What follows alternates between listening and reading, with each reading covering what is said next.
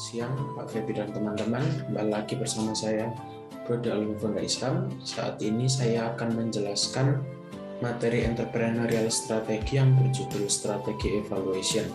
Setelah sebelumnya saya menjelaskan materi strategi tentang strategi formulation dan juga implementasi strategi.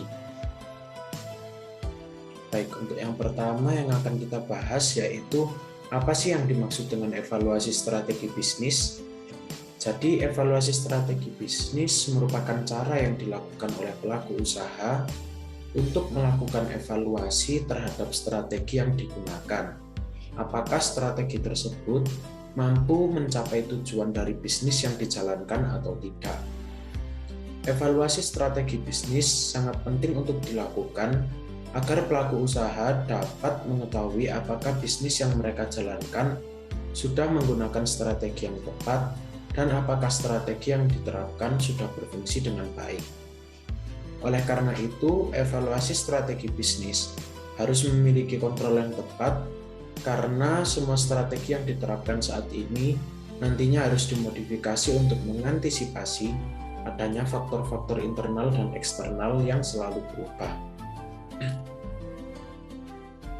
Kemudian di sini kita akan membahas tentang runut kriteria for evaluating strategies yang terdiri atas 3 bagian, yaitu konsistensi, consonance, visibility, and advantage. Yang pertama yaitu konsistensi. Strategi yang sukses tidak mungkin dapat terjadi tanpa adanya suatu konsistensi di antara semua tim dalam perusahaan. Sebuah bisnis yang berjalan harus menentukan apakah tujuan internal selaras dengan tujuan eksternal. Pada sebuah bisnis, konsistensi juga didasari oleh adanya suatu komunikasi yang baik. Salah satu tantangan terbesar dari konsistensi adalah adanya pertumbuhan yang tiba-tiba. Kemudian yang kedua ada consonance. Bagian ini menjelaskan tentang apakah strategi yang digunakan sesuai dengan berbagai tren eksternal dan rangkaian tren yang ada. Oleh karena itu, perlu untuk melihat semua tren yang mempengaruhi strategi yang dipilih, baik secara positif maupun negatif. Berikutnya yaitu ada visibility and advantage.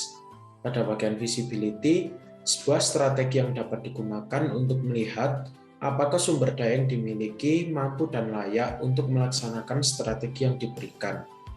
Kemudian untuk bagian advantage, sebuah strategi dalam perusahaan untuk memanfaatkan keunggulan yang dimiliki dan meminimalisir kelemahan yang ada untuk memperoleh keuntungan.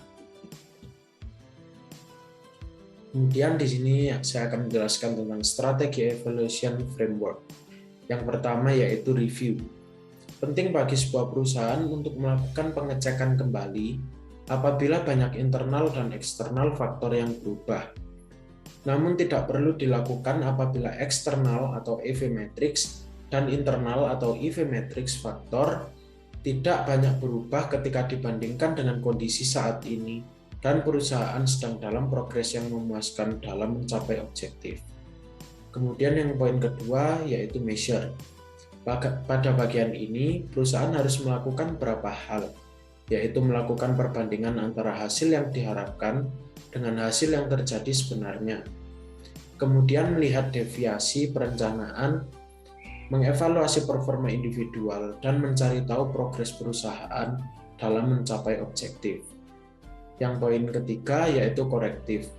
Hal ini diharapkan membawa perubahan di dalam posisi kompetitif perusahaan di masa yang akan datang dengan cara membentuk film structure alternatif, mengganti beberapa key individuals, dan melakukan divestasi divisi-divisi tertentu.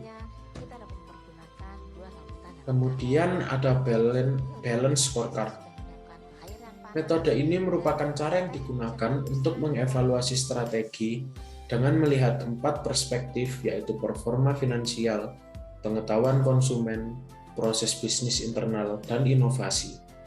Dengan menggunakan strategi evaluasi ini, semuanya memiliki keterkaitan satu dengan yang lain, sehingga mampu menciptakan sinergi satu dengan yang lain, dan juga kegagalan di satu strategi dapat menjadi penyebab kegagalan di strategi yang lain. Kemudian untuk yang terakhir, ada manfaat dan peran evaluasi strategi bisnis. Yang pertama yaitu dapat menentukan sejauh mana program perusahaan berjalan di jalur yang tepat sehingga perusahaan dapat melakukan evaluasi. Yang kedua, memastikan penggunaan sumber daya yang paling efektif dan efisien. Yang ketiga yaitu melakukan evaluasi sejauh mana program perusahaan memiliki dampak yang diinginkan untuk mencapai suatu tujuan. Baik, saya kira itu saja yang dapat saya sampaikan. Mohon maaf apabila masih ada kesalahan kata dan pengucapan. Sekian dan terima kasih.